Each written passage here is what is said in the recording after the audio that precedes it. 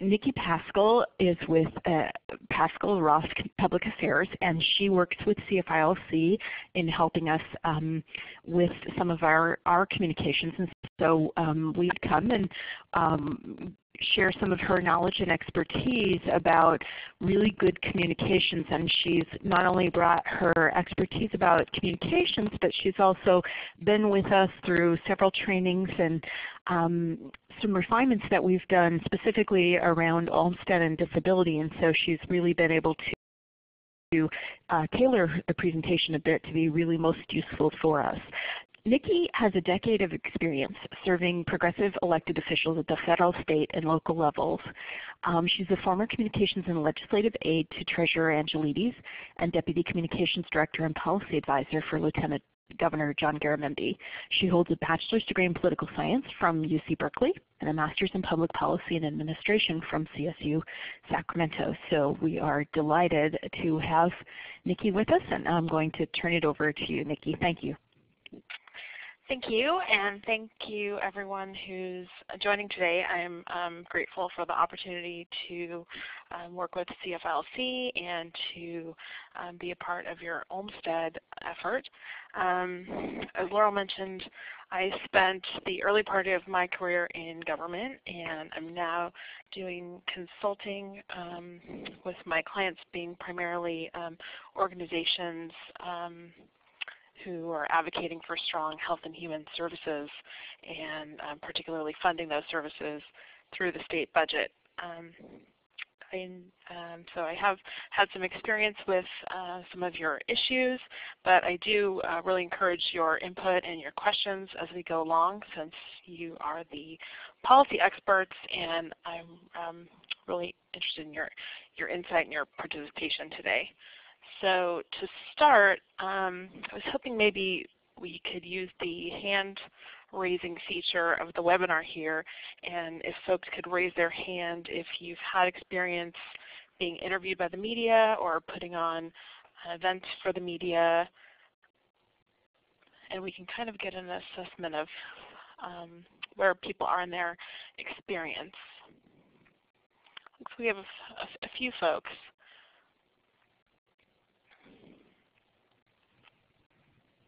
A couple of folks. So I did want to start the presentation today. There's going to be two parts really, and one is a really kind of an introductory set of slides on the media and working with the media, and particularly advocacy opportunities for folks who are advancing policy issues. And that, I think, is important really, because when we get to the messaging area, it's important to understand the media context that we're working in.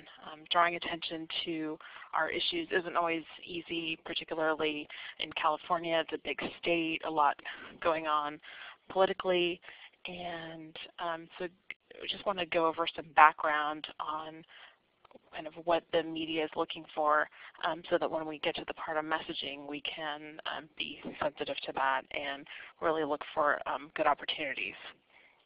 And then the second part of the presentation will be really digging our teeth in a little bit on creating messages, and we're going to start by looking at messages that advocates are using, thinking about what's in a good message, and then doing an exercise to create a message specifically around Olmstead and policy issues.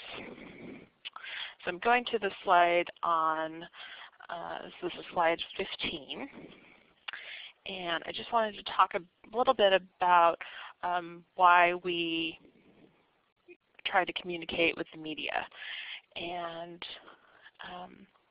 obviously, a lot of our groups are looking to get media coverage so that we can build support for policy changes, build support for funding services that are important to our communities, to motivate leaders to take action around issues that are important to us, or to maybe change a debate when we don't really feel that our leaders are giving enough attention to an issue. And I'll just give an example of why I think this is important. If we think about the recent debate in Congress over the debt ceiling, you'll see that a lot of the media coverage was really about jobs and the economy, and thinking about why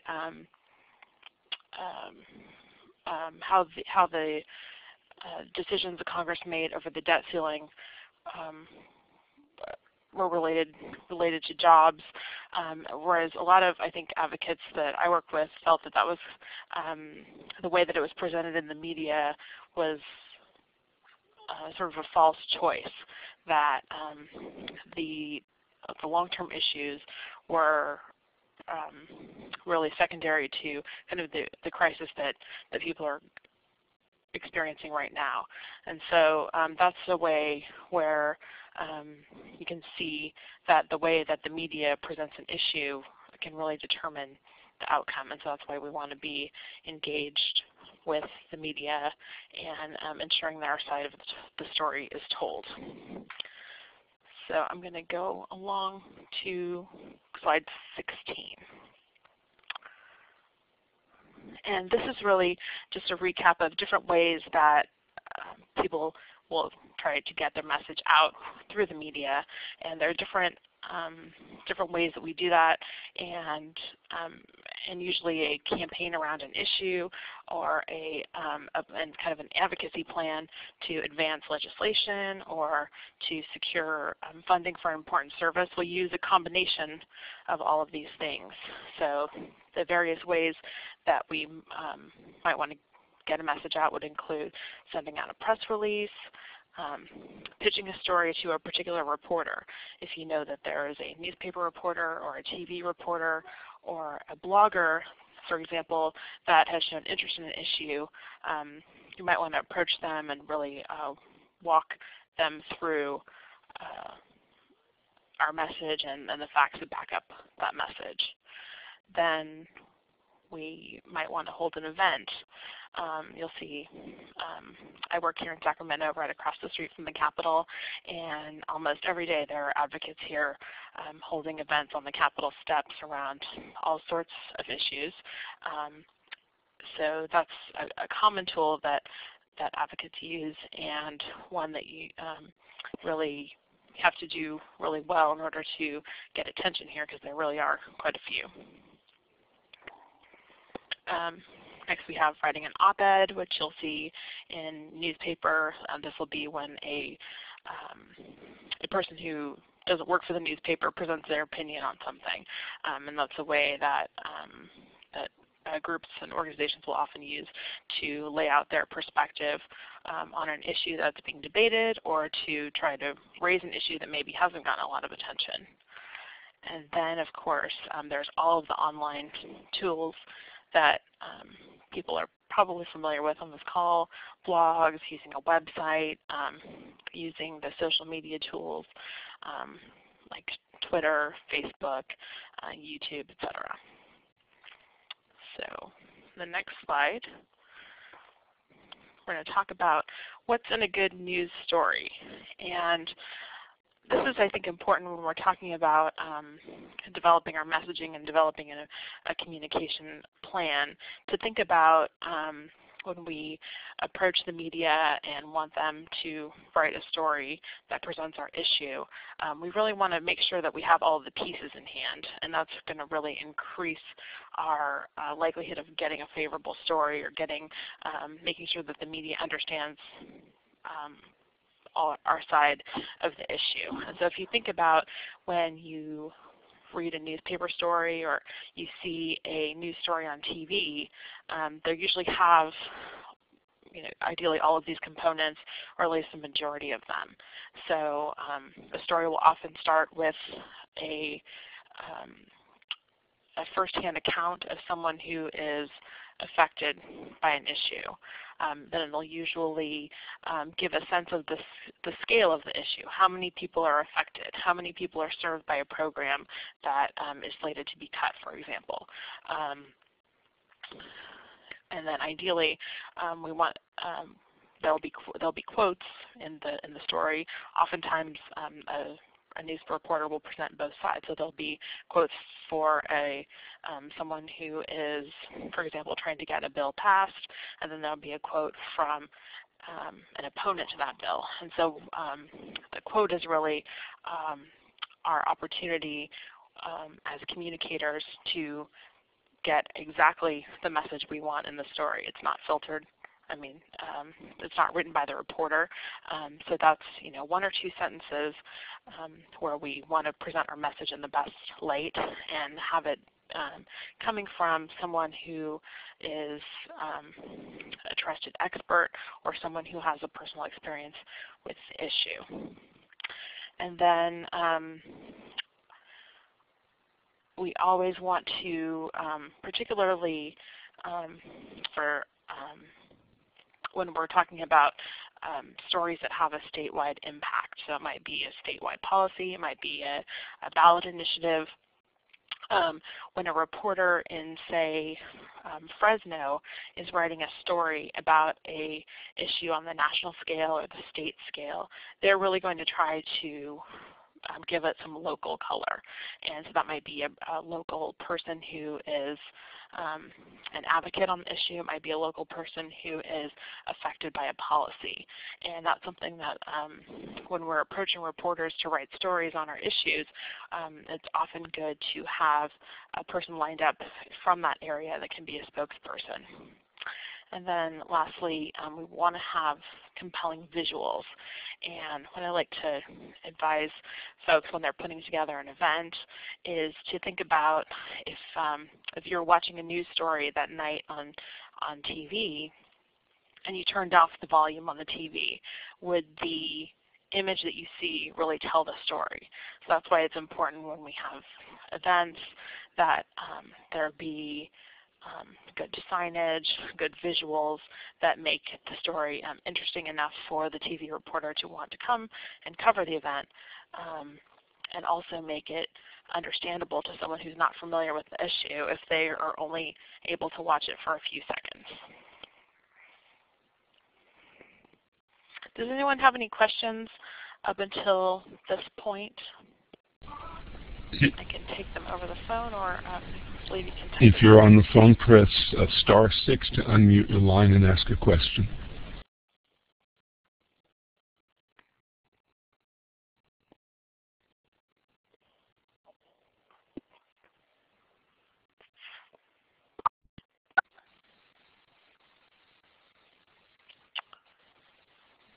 All right, I don't hear any questions and I don't see any online.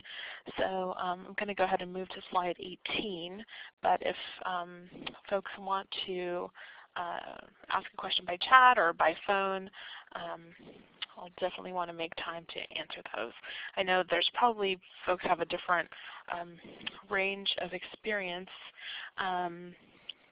So I don't want to spend too much time if people are feel like they have all this Nikki, down. we do have one question from Sherry. Do you see it?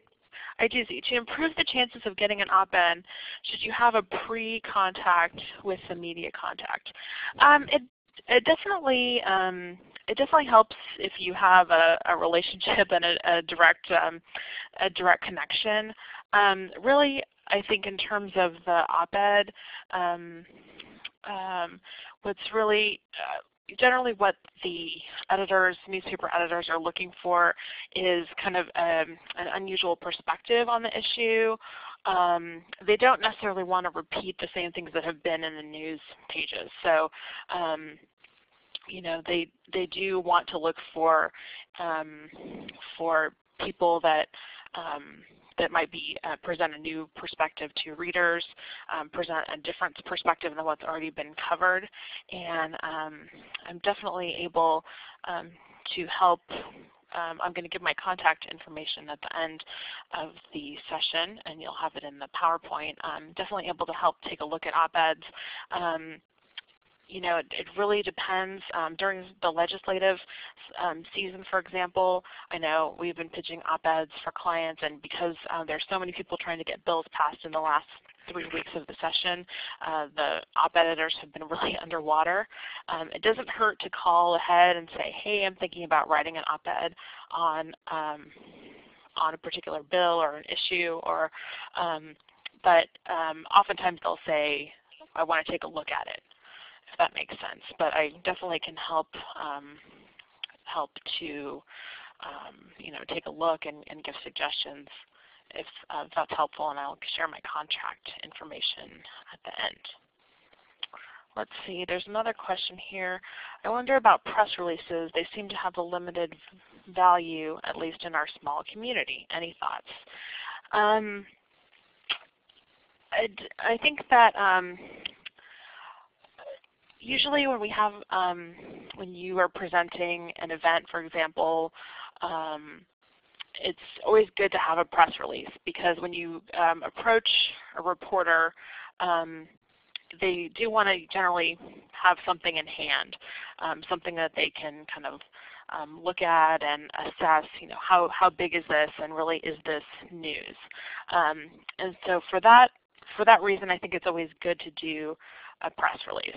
Now, it's generally not enough to just email press releases out broadly.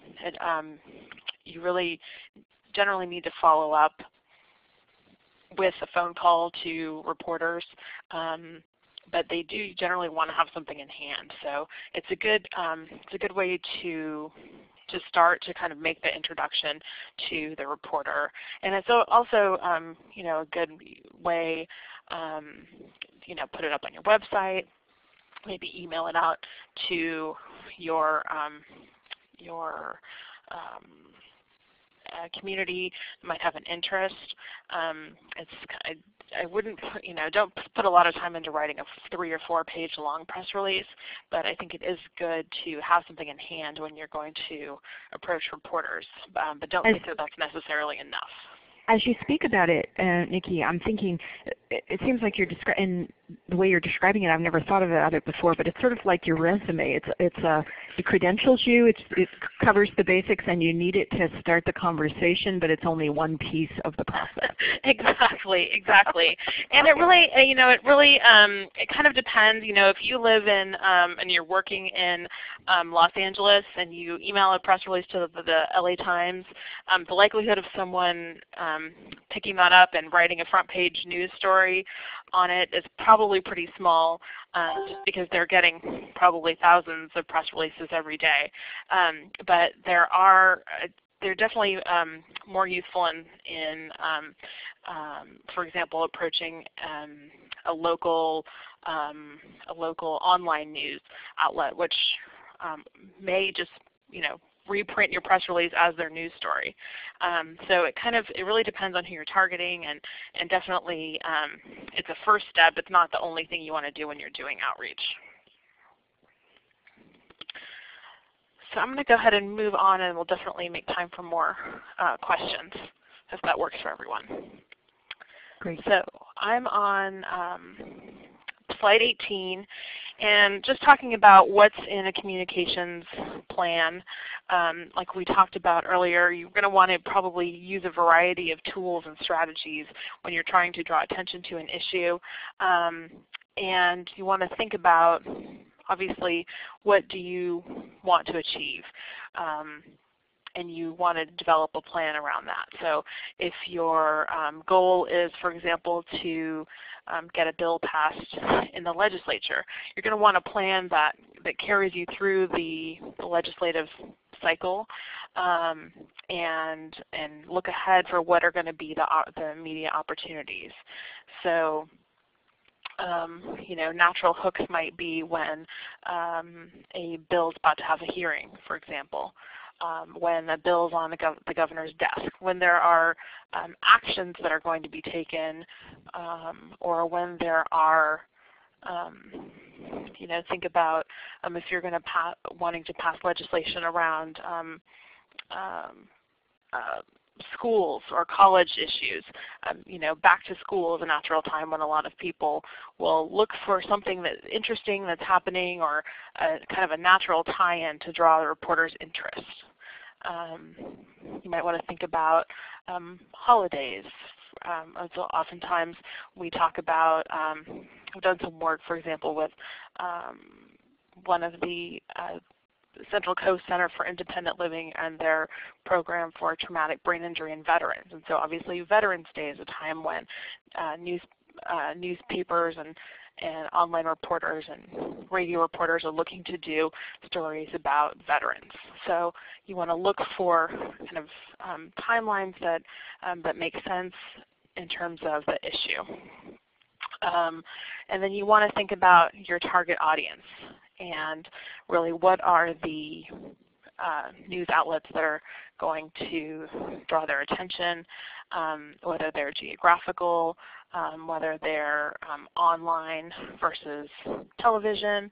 And oftentimes folks want to collect kind of the clips at the end and use that as an advocacy tool. So if you've gotten 15 stories about people that are affected by a policy or whose lives can be improved if a policy were adopted, and then you want to take those when you're doing meetings in the Capitol, then it makes sense to have stories from the newspapers that of the legislators that you're targeting.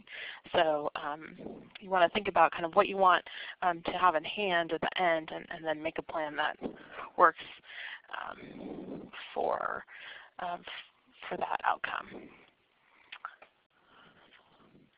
Just reading a question here.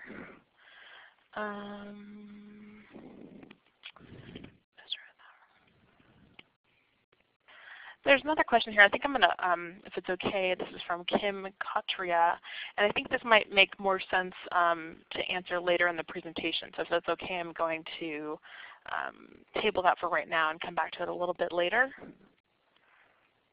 That's fine. Okay. So now on to slide 19. We already kind of talked about this in terms of the press release, but you want to, I think Laurel made a great point that it is kind of a resume. It's just going to be an overview, and that you're going to want to use it as a tool to open conversations with reporters. So it ought to tell the story in a brief way and give facts and quotes that back up the argument that you're presenting. So I'll go ahead and to the next slide.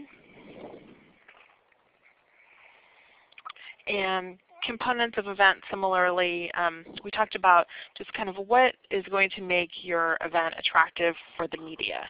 And it's a challenge because you could have the greatest event in the world, the greatest agenda, the greatest message, a great lineup of speakers, great visuals. But if the media doesn't show up to cover the event, then oftentimes people feel like they've put a lot of effort into something that didn't produce the result that you want. So these are kind of a checklist of things you can think about that reporters are looking for when they decide what stories they're going to cover that day.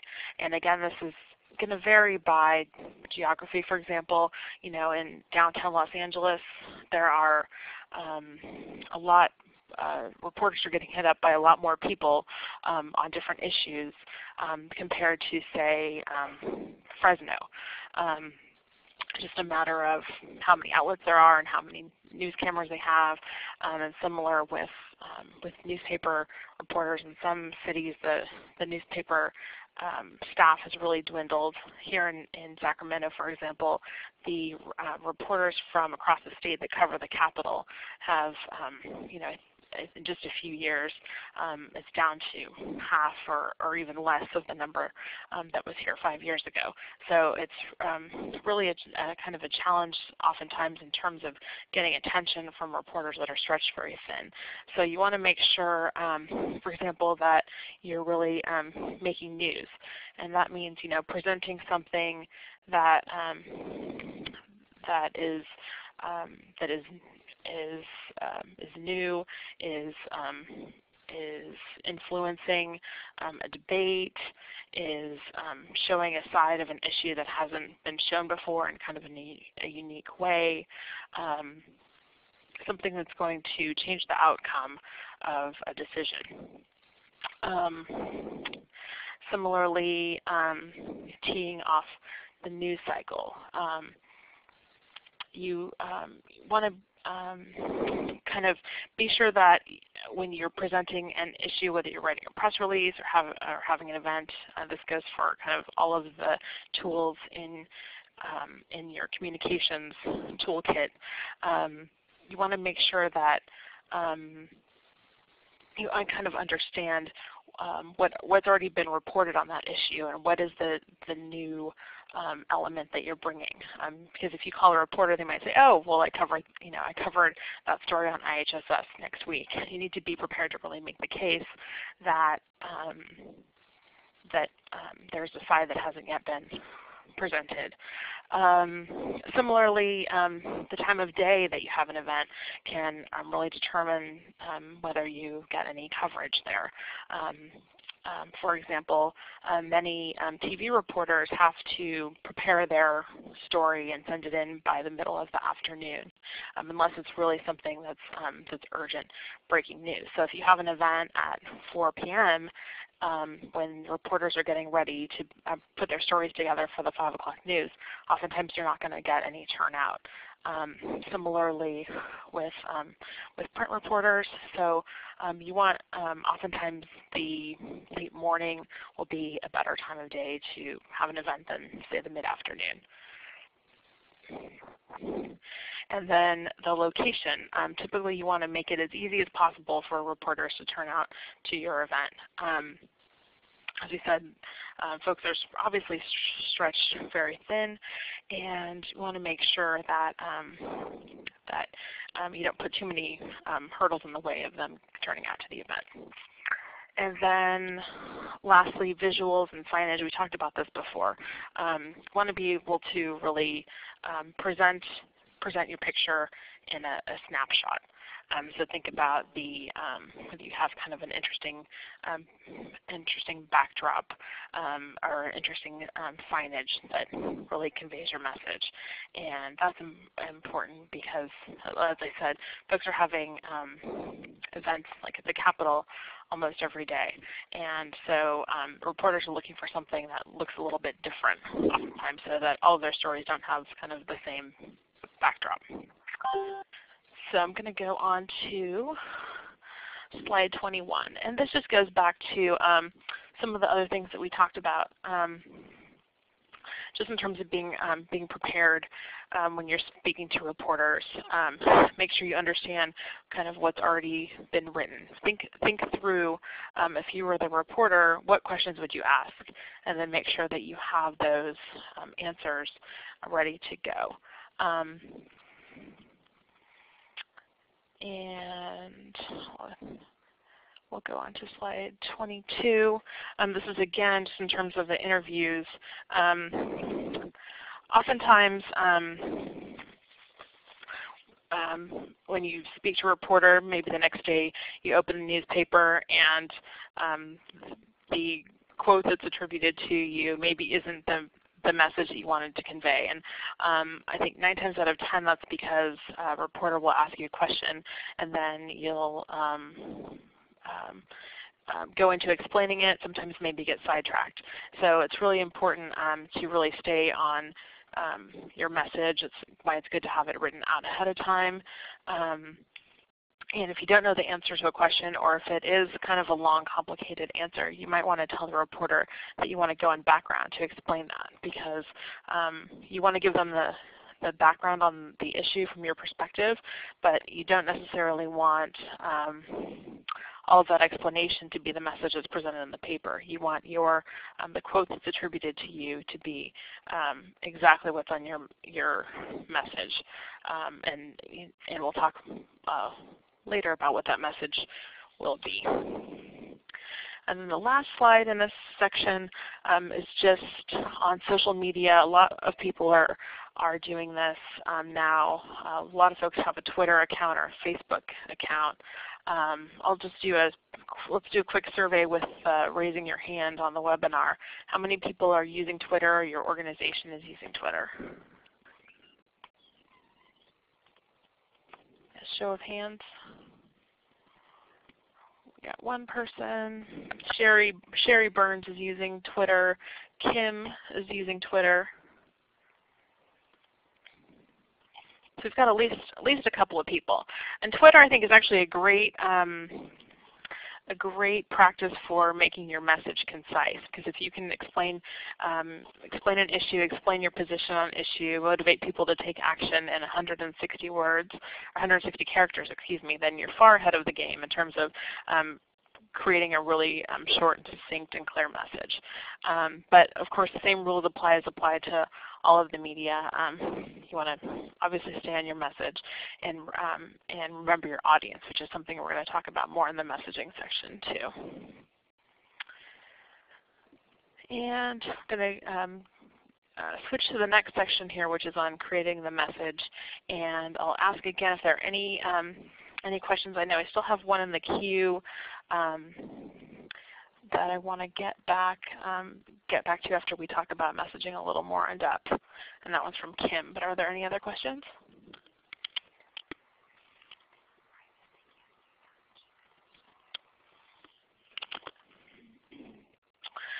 Okay, I don't see any more questions, so I'll go ahead and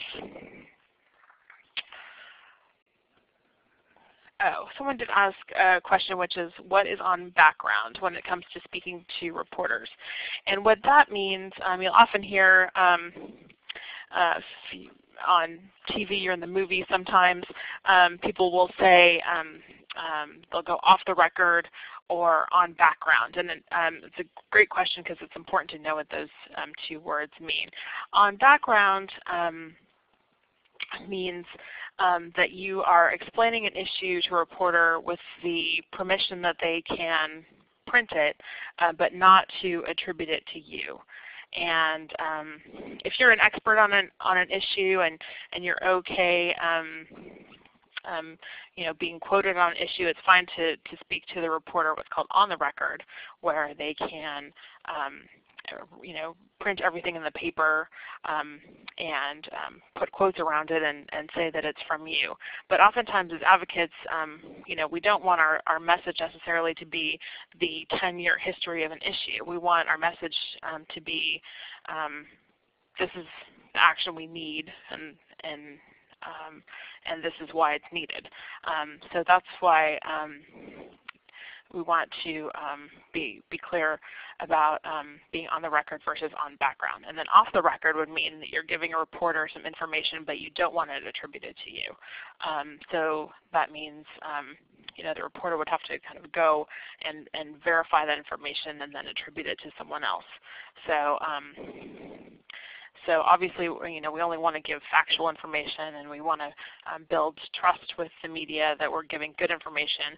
But on background is a method you can use to make sure that when you are quoted on an issue, it's just on your message, and you can give all of the background when you say, I'm going to go on background. So it's often good to just tell the reporter up front that you'll answer all their questions on background, but in terms of the quote that's printed in their story and that has your name attached, that you want to be clear that that's when you're using your message points. Okay, so now we're on to the next session, which is crafting the message. So I hope that the previous section was kind of a good refresher in terms of working with the media, or for folks that haven't done media work, a good introduction. And like I said, I'll be giving my contact information at the end, and if people have more questions as you are maybe putting on an event or working on a particular issue, you can feel free to shoot me an email. The next section here is really, we've talked about what are the methods that we use to get our message out, and now we're talking about what it is that we're saying. So I'm on slide 25 now. Creating a powerful message.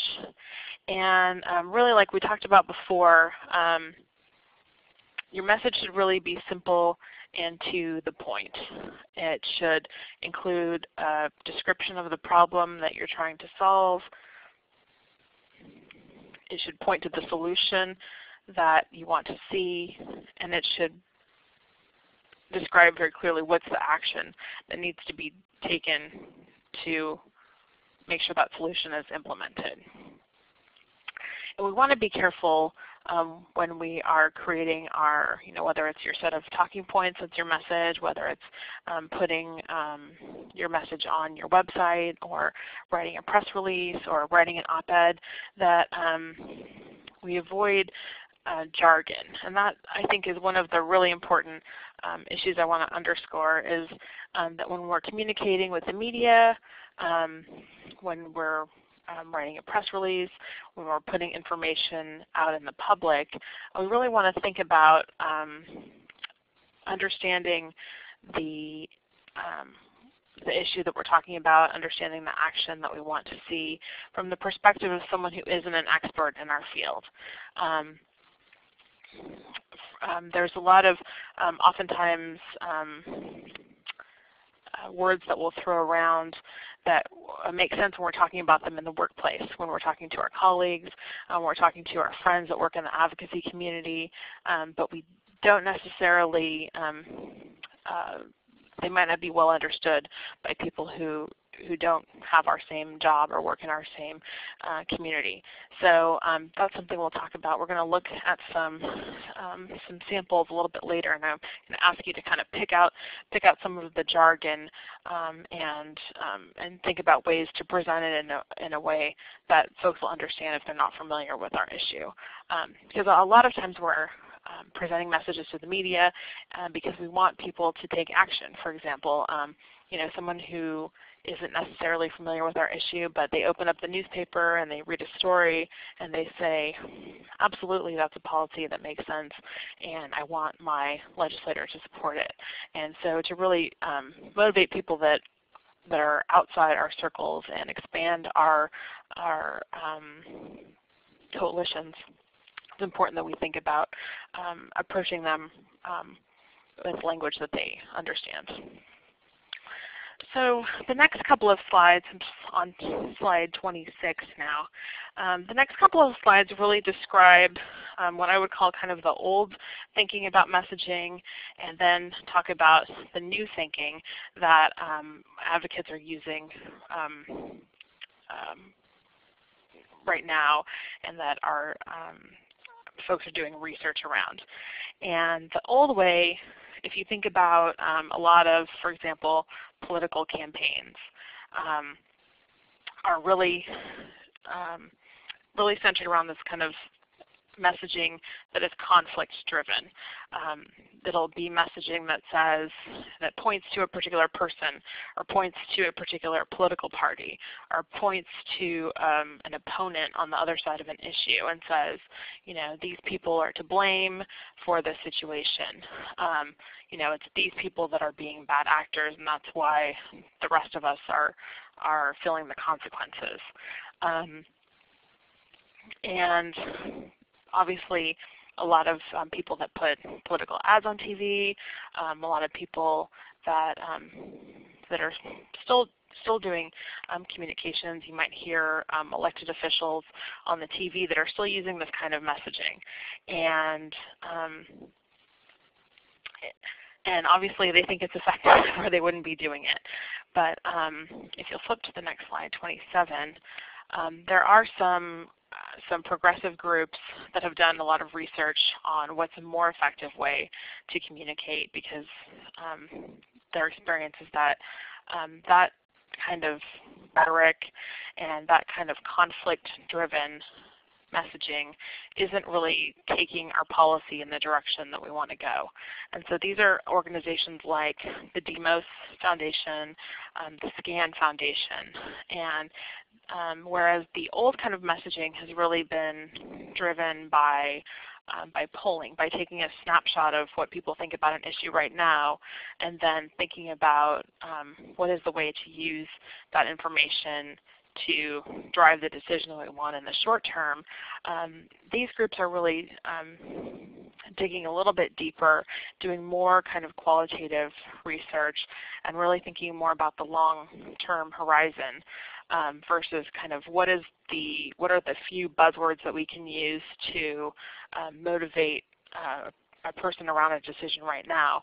They're really looking at the kind of messaging that over the long term changes the way people think about government, about services that are important to our communities, and about particularly about funding those.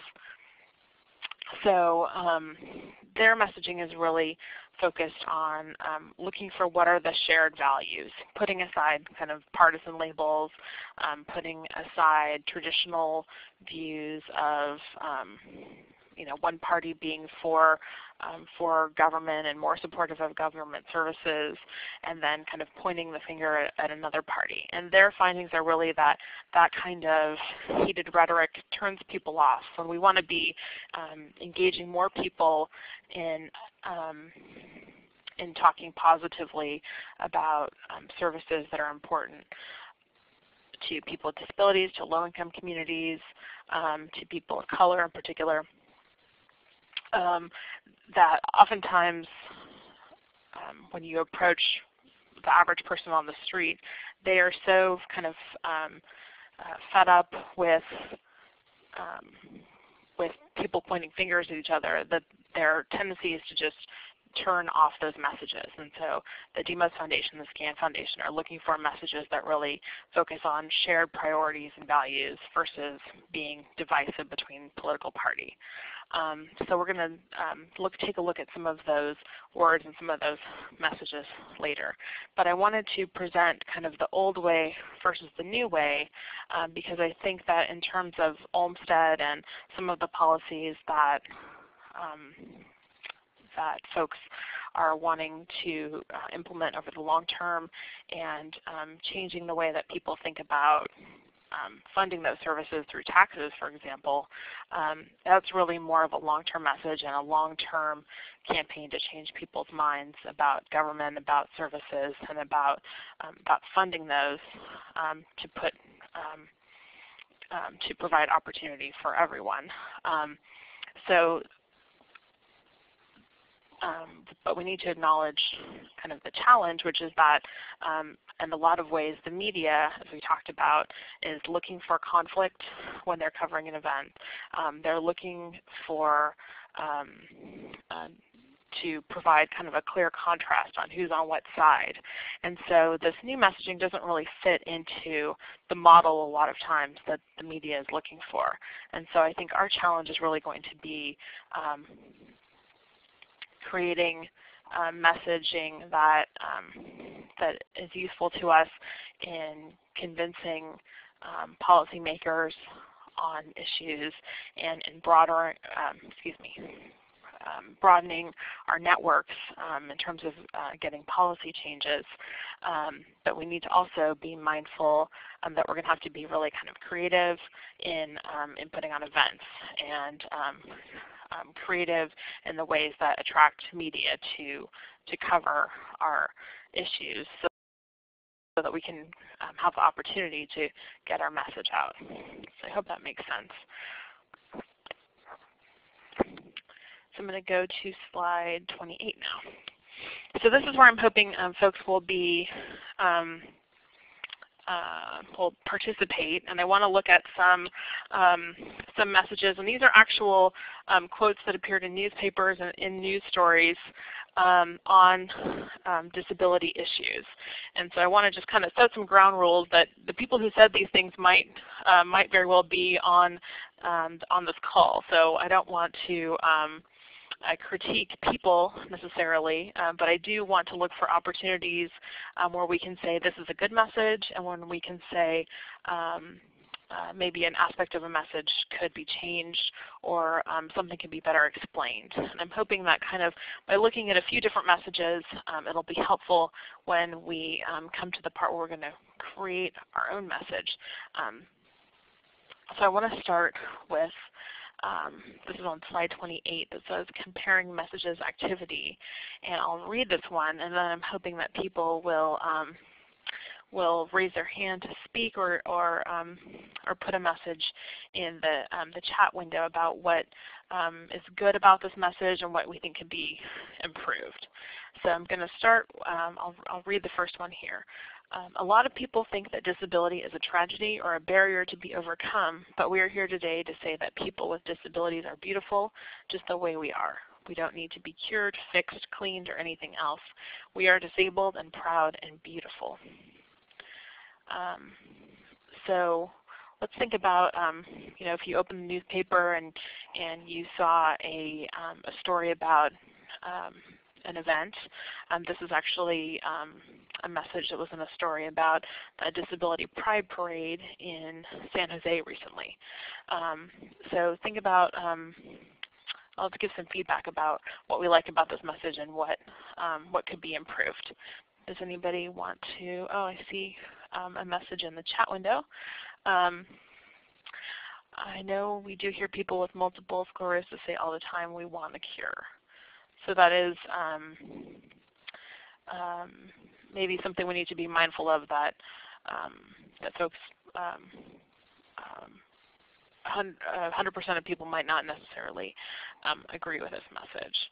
In terms of if you were someone who just opened up their newspaper on a Saturday morning and you're reading this along with your cup of coffee, what would this message make you think about? And Cheryl says it would be thought-provoking.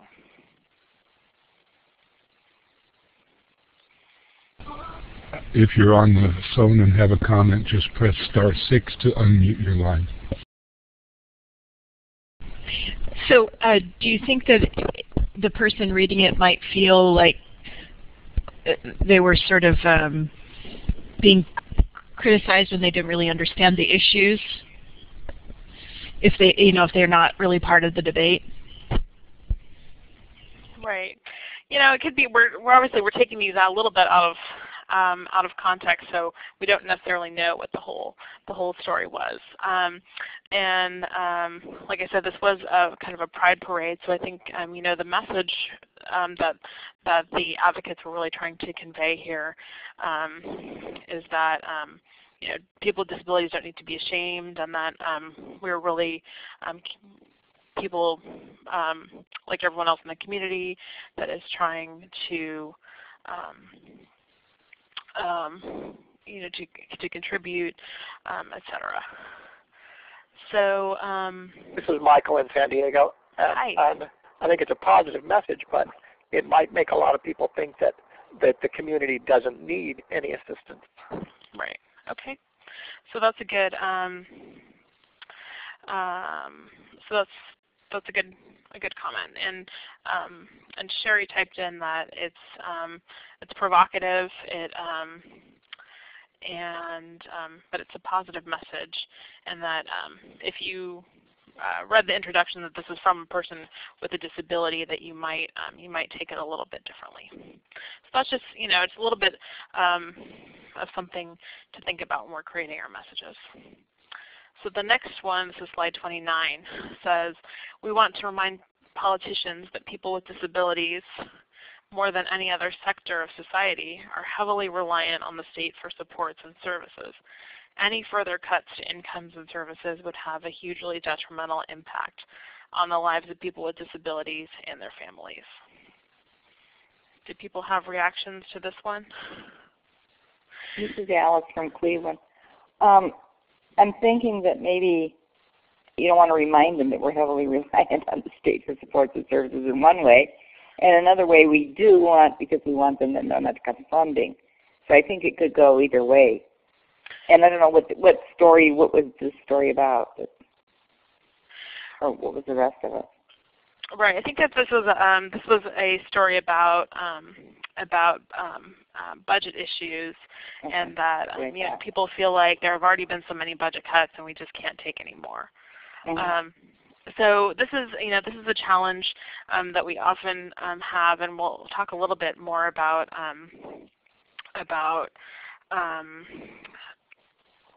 this later. But I've heard from advocates in the disability community that oftentimes in the media people with disabilities are presented either as sort of tragic, that folks don't have control over their lives, that they are kind of subject to decisions that are made that they're not involved in, or that they're presented as kind of heroic figures that have overcome a lot of difficulty. And I think a lot of folks feel that most people with disabilities are maybe somewhere in the middle, that they're they're people who go to work, go to school, have don't really fit into either of those two boxes. And so this is a challenge in terms of our messaging too, that we want to be strong and be strong advocates, and not give the perception that that we're going to accept decisions without having input in them. But then we also need to advocate for funding and for services and support. So this is just another kind of thought-provoking. Politicians too want to know whether they're thinking about whether it's cost effective, so somehow we could throw that. Right. That could be thrown into the discussion there, and I think it would help. Great. Let's see, and this is the third one that I'll read. By eliminating the program instead of cutting back, and I think this was a story about IHSS, but I think the kind of the larger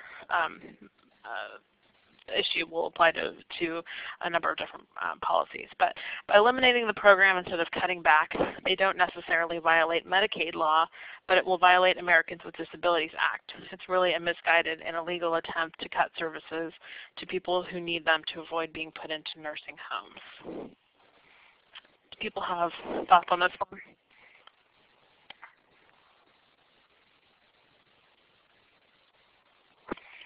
My comment on this one as a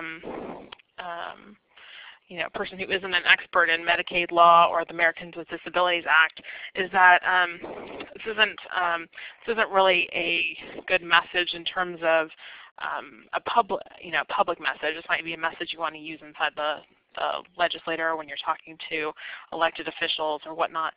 But most people don't know what the Medicaid law is, and many people sadly probably don't know what the Americans with Disabilities Act is. So in terms of just for the average person opening this and reading their newspaper, this probably might confuse them more than anything. So I think we just need to be mindful that when we're communicating in the public and through the media, that that we want to be a little bit more clear about the problem and the action that's needed in without using the kind of jargon.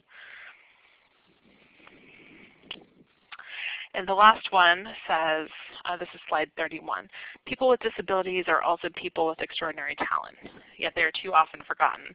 When people with disabilities are denied opportunities, they're more likely to fall into poverty, and people living in conditions of poverty are more likely to develop disabilities.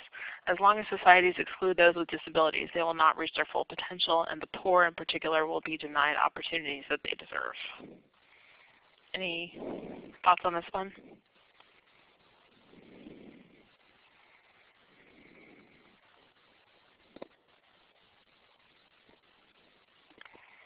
And Cheryl has asked, what is the purpose of this message? And someone else commented, it seems to be a mixed message. One is that that folks have extraordinary talent, but then they are being maybe excluded. So this one I think is good in terms of it uses language that anyone can understand. And it does make the argument more generally about what if you're a person who doesn't have a disability, why should you care about disability issues? So it is a little bit maybe long and more complicated than it needs to be, not as sharp as it could be. But I think it's good in the fact that it talks about kind of the shared values, the shared purpose, that the reason that when people don't have support, that it really affects our whole society. So that's one thing I kind of liked about this one. So I want to go into, this is on slide 32, messaging tips. And this, I want to give credit here to those organizations we talked about before, the Demos Foundation and the SCAN Foundation. And these, these are really kind of rules to live by in messaging. And we had talked about this before, avoiding overheated rhetoric, don't reinforce bad frames. And that, that really means that oftentimes it's, people are looking for kind of dramatic statements about,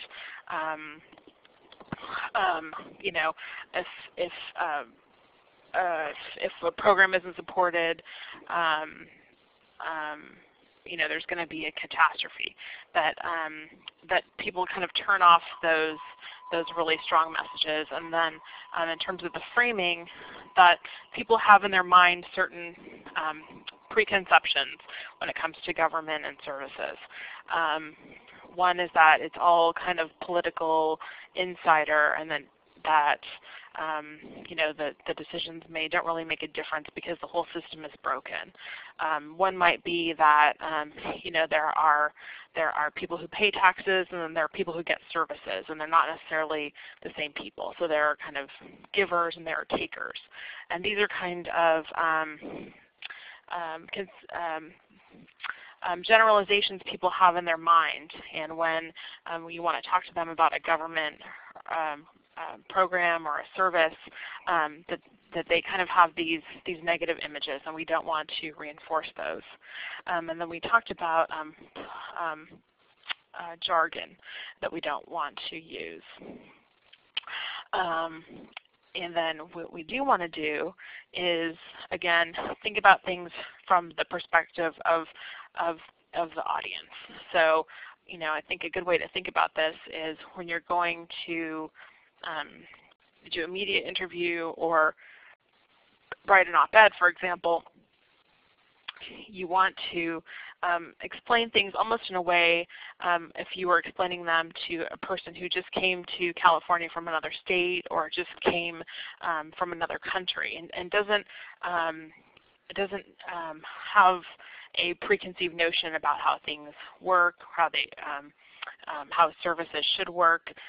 Really almost want to think about it from the perspective of a lay person, and that's going to really help avoid some of those jargon and technical issues that folks might not understand, and will help you phrase things in a way that don't reinforce those bad frames. And so then the next few items here are from the SCAN Foundation, which has done some research in this area and some surveys in terms of particular words that resonate as we're talking about disability issues. And those are talk about what people want from an improved system of care, not what they don't want. So we want to phrase things in a positive way. What are we looking forward to? What is the point that we're driving toward? Next, focus on core values, independence, financial security, choice, health, and wellness. And lastly, use effective words and phrases such as dignity, community, active, affordable options, and network of healthcare and supportive services. So those are all things to be mindful of when we go into our messaging exercise. So does anyone have any questions now? I'm going to spend the last 20 minutes or so on the message activity, and hopefully people aren't too tired. It's been a long call so far. But if people have questions that they want to have answered.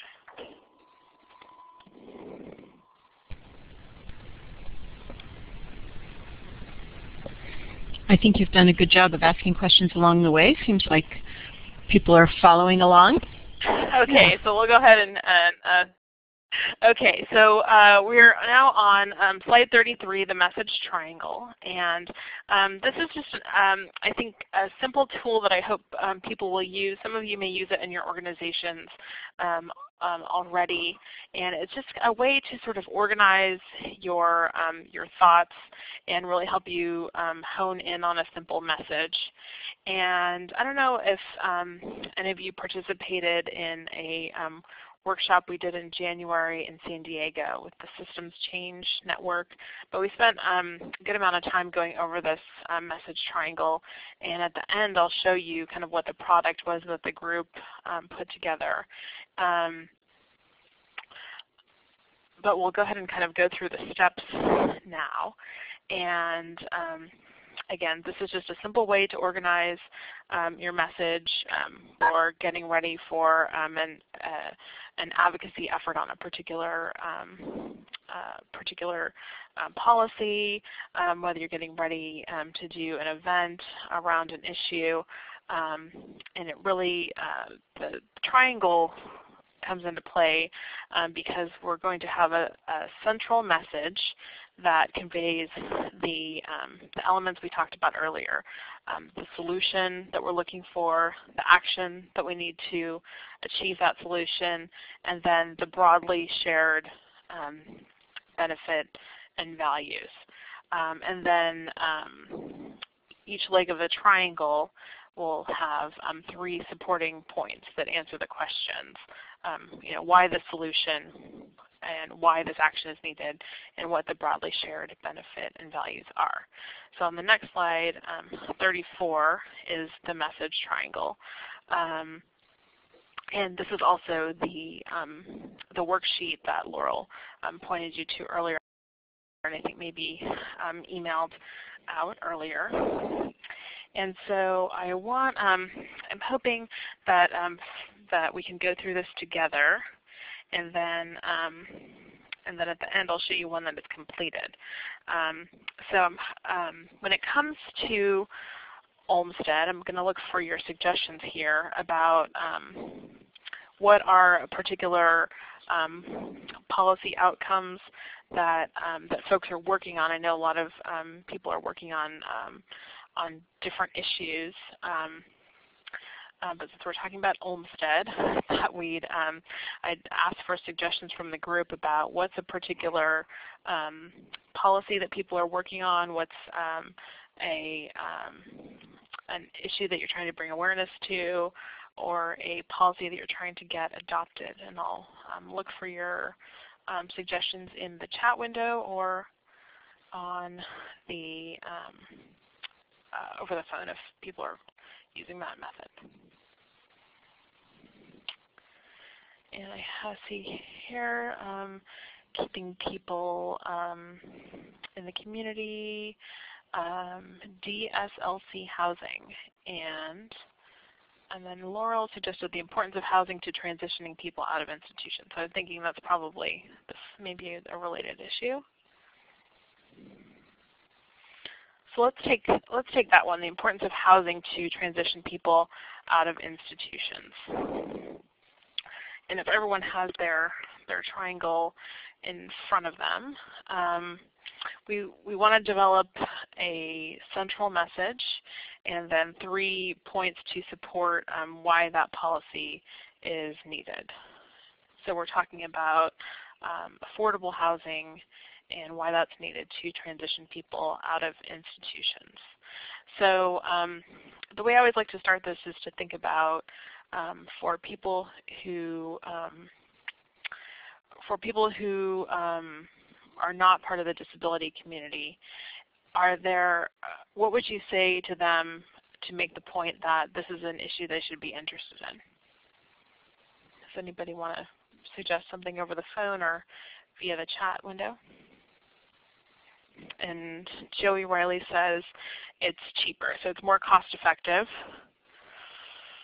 to house people in or to provide affordable housing than to put people, house them in an institution. So, so cost is one of the points. Oh, someone's filling this in. Must be Laurel. It's like magic. So it looks like someone's filling in the triangle on the screen there. Let's see. Nancy Hall says there's not enough housing. So there's an availability issue. So that really gets at kind of what is the solution that we need, which is a greater supply of affordable housing. So that's going to be in the center probably, because that's that's the solution that we're looking for. Any other suggestions from the phone or the screen? Right to self-determination. So that's about choice, right? That's a word that we saw earlier on the SCAN Foundation list of words that resonate when we're talking about these issues with the public. Laurel says in 13 California housing markets, it would take more than a person's whole SSI check, their total income, just to rent an apartment. So that's really definitely a supporting fact, is that we need support for a housing system because it's not. Please do your homework. You don't need me. Nobody has your room, okay? Alan, I think it's time to mute the phones again. Yeah, there's someone on the line that needs to mute their line. Let me try. And Joey says there's a better quality of life. Tell me, Mom. Go. Come on, Apple. So let's talk about, for folks that are working on housing, what is the action that we're looking to be taken to make it possible for people to choose housing outside of an All attendees have been muted.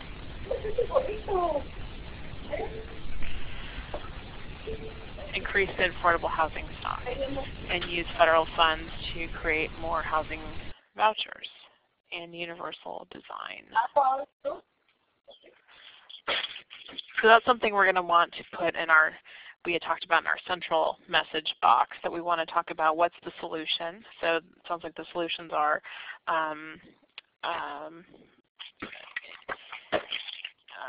more housing vouchers is a specific solution. And maybe, there are other solutions that we can always, you can always make more message triangles.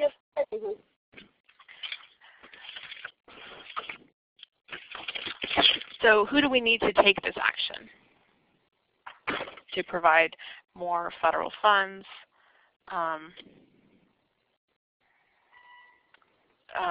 and to increase the affordable housing stock. Who do we want to take that action? And Joey says HUD. Great. And our state government. So we want to go over, I'm just going to kind of recap what are the elements we said of our central message, or the solution that's needed, and we're, for the time being, I think just going to choose one, which is additional housing vouchers. We need the federal and state government to take an active role in supporting that policy.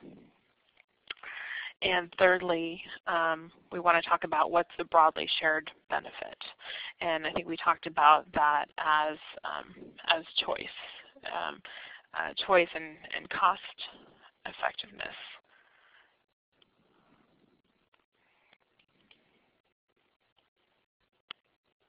City government also, not just county government. Okay, so I think probably maybe everyone's taking notes on their triangle here, and so I think I think we've decided that our central message is that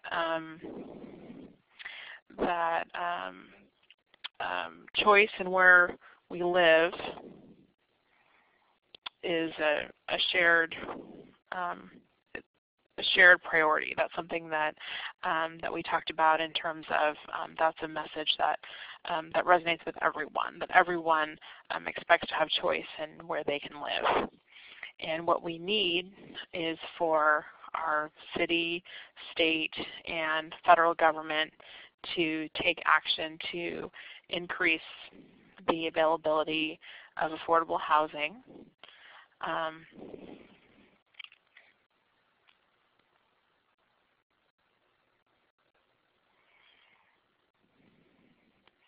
Through, I heard a few suggestions, vouchers, support for modifying the housing stock for accessibility.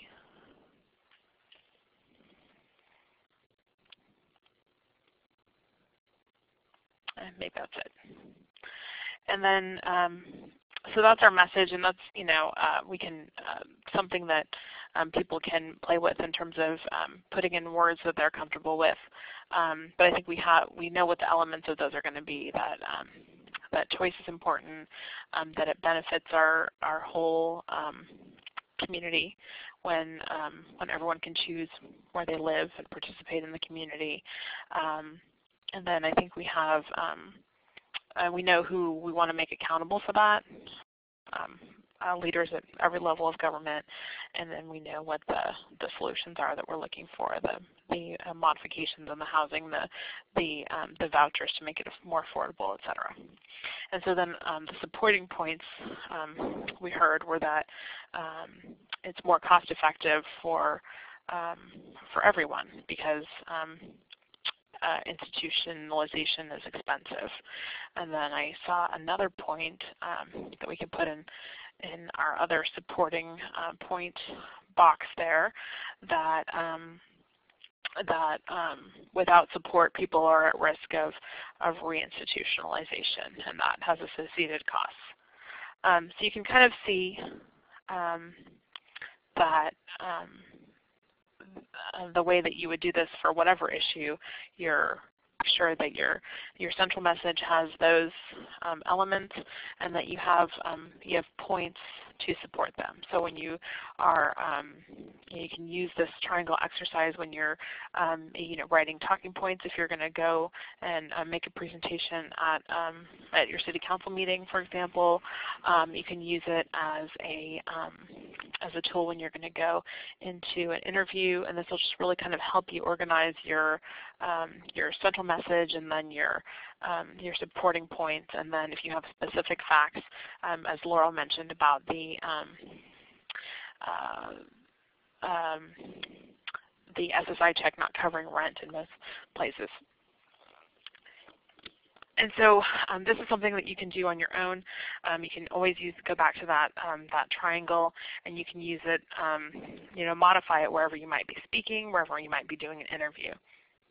For example, if you were going to go speak in front of a religious group, for example, you might want to have your supporting points be about the value of people coming together and the values of that faith in terms of supporting those programs.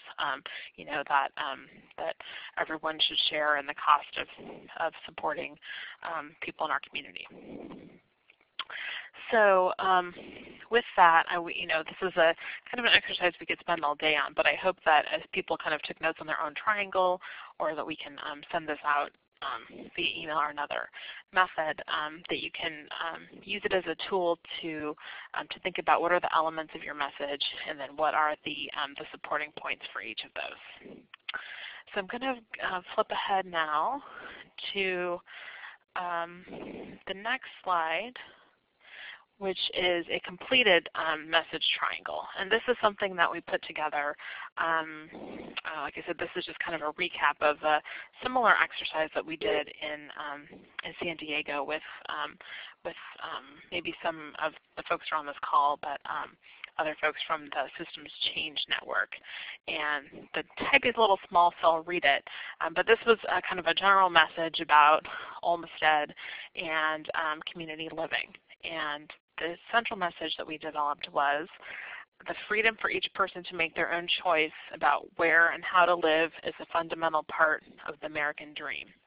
And that goes back to the point we talked about, that we want to relate our message to kind of the shared values that everyone has, so that we are broadening the number of people that our message is appealing to.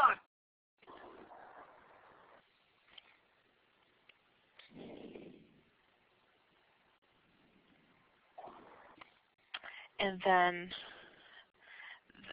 the next part of that central message is it's time for all of us to come together and hold our elected leaders accountable for making the policy and budgetary decisions necessary to make community living a reality for people with disabilities. So again, we're talking about we need policy changes, and we need the budget that supports community living and makes it not just a law in the books, but really a reality for people with disabilities. And then you'll see the supporting points. One of them was people with disabilities are a broad group of people in our society. They are young, they're old, they are parents, they are children, and that each one of them has a value to our community, and that all of our community life is enriched for all of us when each person can participate in school, in the workplace, and in community life. And then our second point was about the cost that someone brought up earlier, that an institutional setting is more costly to taxpayers. And then we had a fact that supported that nursing home care can cost 6 to 8 times as much as support for community living. And then lastly, that that Olmstead isn't something new. This is the law, and it's has been affirmed by the court. So we're not introducing a new policy. This isn't a new direction. It's a direction that has already been settled, and it's one we need to work toward. So we have just a few minutes left, I think, and I'm happy to take questions. I know someone asked a question earlier, and I'm hoping maybe I can follow up with that person online, because I think it's pretty specific, and maybe and that is Kim. So I'm going to ask Laurel to help me connect with you after the fact, because I think you have a really good question, but I want to kind of understand it a little bit better offline, if that's okay. And then the last couple of slides, I just want to leave these with you as a resource in terms of questions that we often get about working with the media and events, and I will. I'm just going to leave them with you because I think we've kind of talked about all of those, but I want to leave them with you in terms of just a resource for you to come back to. So, oops, I skipped too far ahead. So I'm going to skip to slide 40 and give you my contact information, and then I'm going to let Laurel take it from here. Thank you so much, Nikki. That was wonderful. So this is Nikki's contact information for her public affairs communications firm. Her partner is Mike Roth, and we work with them quite a lot. So you can reach her there, and I follow them on Twitter, and you might enjoy doing that as well. And really, those of you who've done this before know the drill, that after we're done here, when you All attendees have been unmuted. When you close out, you'll get the automatic evaluation. Please do take 5 minutes and fill out that evaluation. It helps us with our ongoing webinars and especially any technical problems. I see a couple of, thank you very much, Joey, for the applause. You can follow Californians for Olmstead. Oh, this training, I should say, will be posted on our website and under training materials where I took you at the beginning of this, and you can access it there. You can also access the previous 4 webinars so you can get the entire picture.